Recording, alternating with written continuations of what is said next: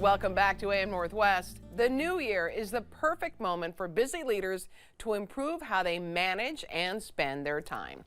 Here to share a new approach to time management, we welcome back executive coach and personal brand strategist, Dr. Carol Parker Walsh. Good to see you again. Good to see you too. You bring up this idea of time management. Why was it important?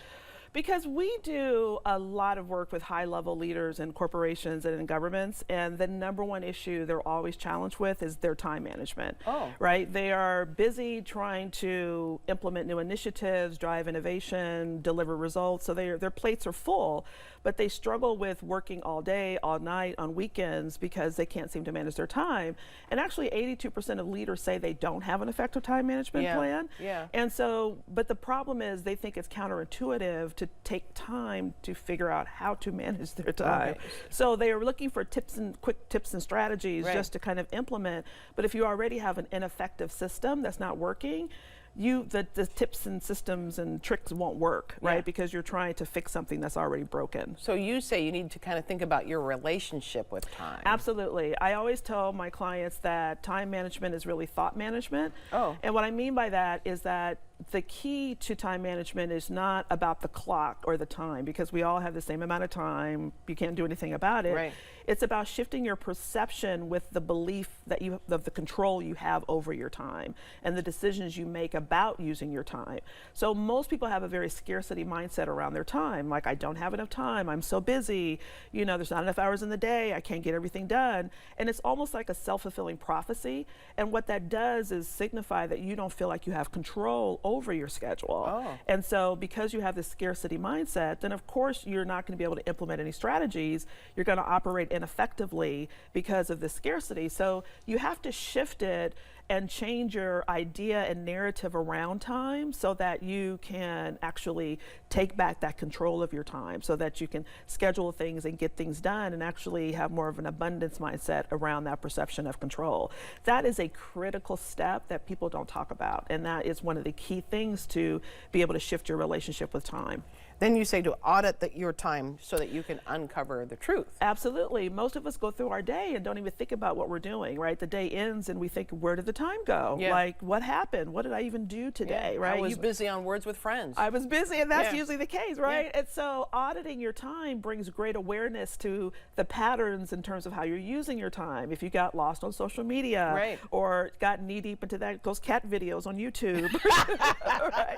Or things of that nature, Yes. which often happen, but Yeah. we don't think about it. We just think, oh my God, I was so busy. Right. But what were you actually doing? So doing an audit of how you're spending your time, just gaining that awareness so that you can learn to have more intentionality about how you use your time is so important. So you want to get, what are those patterns that I'm engaged in that I don't even think about? You want to gain awareness So are around you that. saying then, write down exactly what you're doing in the moment? Yes, yes. You would normally do it, and then you can look back and go. Absolutely. What I usually have my clients do is take just 2 days and just don't make any changes, but just every moment of the day, just have a little notepad with Right. you and write down everything you're doing. Don't Okay. change it, because sometimes That's we get cheating. right. That's cheating, right? You know, so just really be honest about how you're spending your time, and when you gain that awareness, it gives you more power to be able Right. to make a change. Right.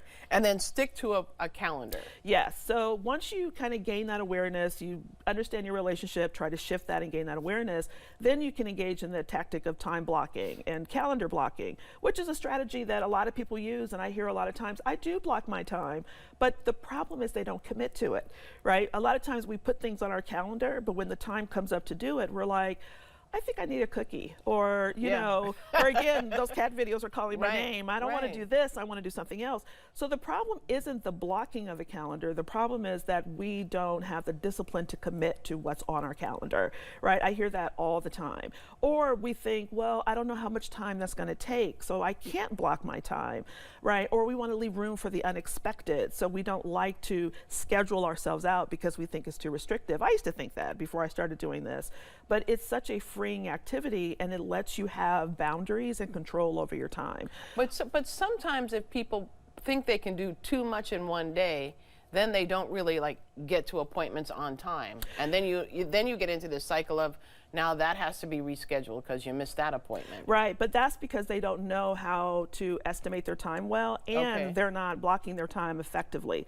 A lot of times we'll put something on our calendar like complete that report. You know, right? But there's 5 steps Right. that it takes to make that happen. Right. And what we're not calendaring are the 5 steps. We just have the one thing on the calendar. So then we run over or we run out of time, and then we think, oh my goodness, I don't have enough time. So a Right. lot of it has to do with really understanding how to break down the activities in a way and put them on your calendar so that you have time for everything that you need to do. Have you ever had to change the way you adjust to time, the way you deal with time? Yeah, and that is part of the problem that people have is why they don't like calendaring is because of the unexpected that happens. Yeah, which because you say absolutely- prepare for the unexpected. Yes, the unexpected always is going to happen. But if we think about it, we can probably make some plans around it. For example, if, you know, every day at 9:30 your boss saunters in your office to just check on you and, you know, shoot the breeze with you, you know that's going to happen, right? Yeah. So what you can do is either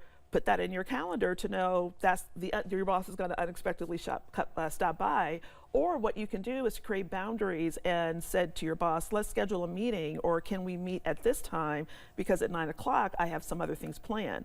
So again, the unexpected, if we don't think about what are the potential unexpected things, like if we know our child has a temper tantrum every morning before they go to school, then what are some of the plans that you can put into place that will protect that, you know, and that will help you not have to deal with that issue.